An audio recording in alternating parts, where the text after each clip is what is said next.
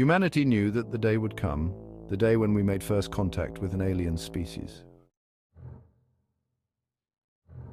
The problem was when the Ryloxian Grand Commander Sifor appeared on the monitor and announced Earth's annexation as part of their expanding galactic empire. Besides the hideous look of the grey-skinned and horned creatures with red eyes, it was the unwavering nature of their demands that intimidated the people of the Earth. According to Sifor, there were only two options for humanity: surrender or die. Although such scenarios had been written about by generations of science fiction authors, deep down inside, mankind never expected it to happen this way. This was an advanced civilization with the technology to journey between stars. Not only that, they had also encountered countless other races. It was unnecessary to come to Earth with such a belligerent attitude, but that's how it went. My invasion fleet is nearing the solar system, and I will be to Earth in only 5 days. You humans are to make arrangements for my conquering arrival. We have no choice.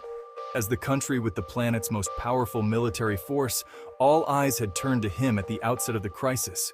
We can't match their technology. And besides that, Grand Commander C4 spoke of the Ryloxian Empire. They have already conquered other worlds across the galaxy. If we resist, all it would do is get us all killed. I agree. It would be wise to give in to their demands, at least until we learn about our enemy. At this point, all we know of them is what we've seen on the video screens. And from what we can tell, that's all they know of us as well. From what C4 said, Earth merely lay within the bounds of the space which they unilaterally annexed. Do you see an advantage in that? Possibly. They can't know anything about our military might and what a unified planet could bring to bear on them. Of course you're right. The only problem is the aliens would always control the high ground of space, and with only a week before they arrive, it doesn't give us any time to develop the technology or deploy assets that would be required to change that. I believe the president is right. We need to submit to their demands, at least at first. Humans have always been known for our propensity to resist, and in a variety of fashions. I say we spend this week stockpiling supplies, weapons, and even personnel for the long underground resistance movement we know is coming. And in the meantime, we have to start kissing the ass of this obnoxious and ugly alien. A week later, the Ryloxian fleet arrived near the planet Earth. The bulk of the fleet stayed back at a safe distance as scanners assessed the capacities of this strange new world. Sifor and his people knew nothing of the natives, except that they were called humans. He had studied their images on the communication monitor, seeing them to be smooth-skinned and soft-looking creatures. And when they spoke, he saw flattened teeth rather than the needle-sharp fangs of the Ryloxians. They will make easy targets and possibly even tasty meals. After all, the primary motivation for the Ryloxian expansion across the galaxy was the never-ending quest for food. But now he was getting ahead of himself. First, he had a planet to subdue. So far, the humans had done everything asked by the Ryloxians, appearing unwilling to put up a fight. That was too bad. Ryloxians cherished a good fight. Perhaps Sifor would initiate such an event, whether warranted or not. His crews would enjoy the physical combat. Where have they chosen for us to land? Sci-Fi asked his second-in-command, Sub-Commander Garrix. On the main screen of the bridge of Sifor's flagship, the Intimidator, the Grand Commander, saw a large rectangular expanse of green locked within a forest of tall buildings, located on a small, oblong-shaped island and included within an even larger conglomeration of more urban congestion. These natives are prodigious builders, Garrix observed. Their military would be substantial as well. However, Sub-Commander, they do not maintain a space fleet. C4 pointed out, because of that, it will make for an easy conquest. C4 and Garrix observed the long-range image of the landing area. It was a park with a large lake at one end. The camera zoomed in even more, giving the Ryloxians a better view of the entire human being. They were bipedal, as were the Ryloxians, yet of a slimmer build. They moved with a fluidity that meant they would wait a while before landing, letting panic spread like wildfire across the planet. He was sure there would be resistance. There always was. What he didn't want was for the governments he'd already negotiated with to be overthrown. That would add a complication. Instead, he hoped for a quick capitulation from the populace, followed by the Ryloxian suppression measures. The humans wouldn't like them, but by then it would be too late. It is time, said Garrix. Estimated time to landing? 30 local minutes. President Belmont was with an entourage of world leaders, standing off to one side of the vast grassy field of Central Park in New York City. There were 35 people in attendance, with the vast majority of world leaders sequestered in bunkers around the world.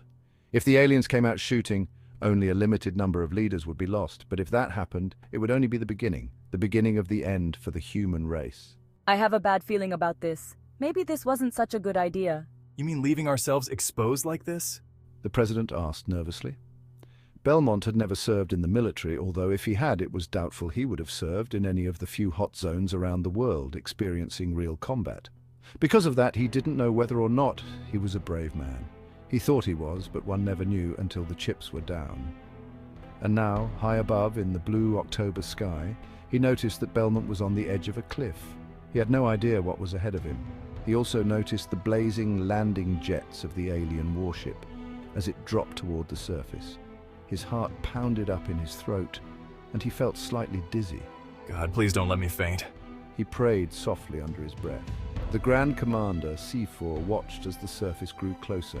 He was impressed by the gigantic size of the buildings the Intimidator was dropping between. On Rylox, they would compete for the tallest structures on the planet, and there were hundreds of them. And then the ship dropped to tree level again, trees of gigantic sizes. For some strange reason, C4 was feeling nervous. It was such a strange sensation that he wasn't sure what he felt. The ship eventually settled to the ground, and C4 and his command delegation moved to the side exit hatch. The universal translators had already absorbed the native languages, of which there were hundreds, but had focused on the dominant English for this encounter. He was ready. His people were ready. It was time to claim a new world for the Empire. What the fuck is this? Is it a shuttle? President Belmont had no answer. Instead, he led the small entourage toward the now open door of the starship, about to begin the most important conversation in the history of mankind. Grand Commander Sci-Fi led his team out the doorway and down the ramp, stepping into a forest of green that came to mid-calf, even higher in some places. It seemed odd that the humans would not have prepared the landing area better, instead leaving it as a covering of unmanicured overgrowth. And then he saw the humans approaching. He and Garrick stared open-mouthed, slowly tilting their heads back while casting their gaze ever more skyward the closer the natives came.